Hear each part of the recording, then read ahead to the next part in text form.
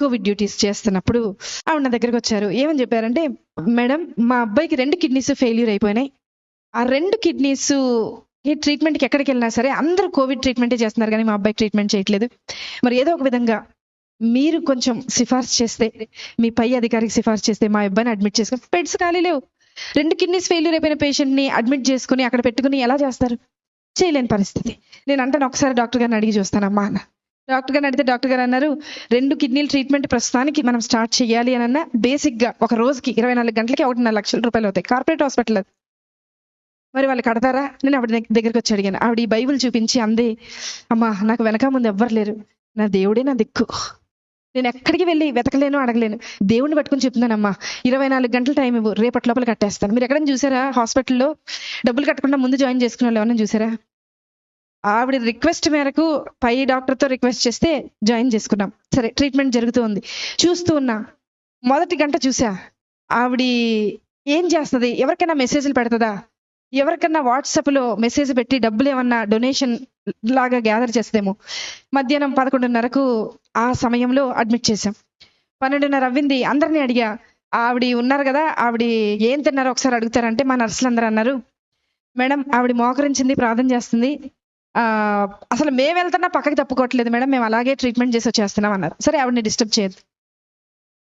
మధ్యాహ్నం 1:30 అయింది, చూశాను ప్రార్థన చేస్తుంది. సాయంత్రం 4:30 అయింది, చూశాను ప్రార్థన చేస్తుంది. రాత్రి 6:30 అయింది, చూశాను ప్రార్థన చేస్తుంది. రాత్రి 9:30 అయింది, చూశాను ప్రార్థన చేస్తుంది. రాత్రి 11:30 అయింది. అంటే ఆవిడ మోకరించి 12 గంటలు అవుతుంది, ప్రార్థన చేస్తుంది. 1:30 రాత్రి, 1:30 అర్ధరాత్రి ప్రార్థన. ప్రొద్దున్న 4 నెక్స్ట్ డే స్టార్ట్ అయిపోతుంది, రౌండ్స్ స్టార్ట్ అయిపోతాయి, సెక్షన్ స్టార్ట్ అయిపోతుంది, అన్నీ స్టార్ట్ అయిపోతాయి, ట్రీట్మెంట్ స్టార్ట్. మాకు స్టార్ట్ అయిపోయింది, కానీ ఆవిడకి మాత్రం ప్రార్థన ఎండవల. 7:30 ప్రార్థన. మరుసటి రోజు 8:30 ప్రార్థన. 9ంటికి బిల్ వచ్చేస్తుంది జనరేట్ అయ్యి. ఆ రోజుకి డే స్టార్ట్ అవ్వాల్సిన బిల్ వచ్చేస్తుంది. బిల్ వచ్చింది.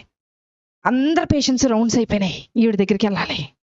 నా పైన ఉన్న డాక్టర్ అడిగారు, అమ్మా ఆవిడ బిల్ కట్టారా అని అడిగారు. నేను చెప్పబోతున్నా, నాకు భయం వేస్తుంది. ఎందుకో తెలుసా, ఆవిడ కట్టకపోతే నేను కడతానని చెప్పాను ఆయనకి.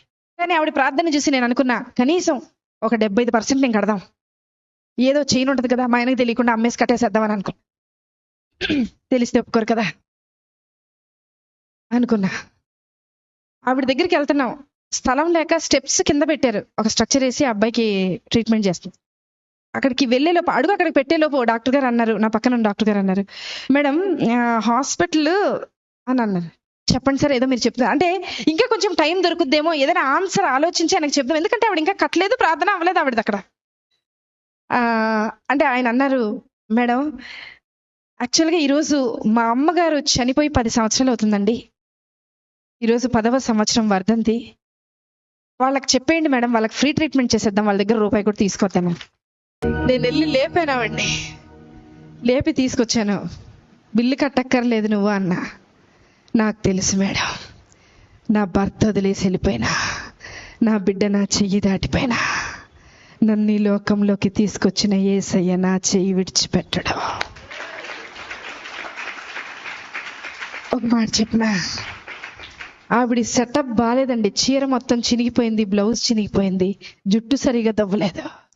నేనన్నా, నీ బయట గెటప్ బాగోలేదు, కానీ నీ లోపల సెటప్ విశ్వాసం మాత్రం చాలా బాగుంది. మాకు నన్ను కూడా కలుపుకున్నా, మీతో పాటు నన్ను కూడా కలుపుకున్నా, మాకు గెటప్పులు బాగున్నాయి, పనికి రాని గెటప్పులు ఇవి, కానీ లోపల సెటప్ లేదు. బయకి గెటప్ ఏ ఉపయోగం?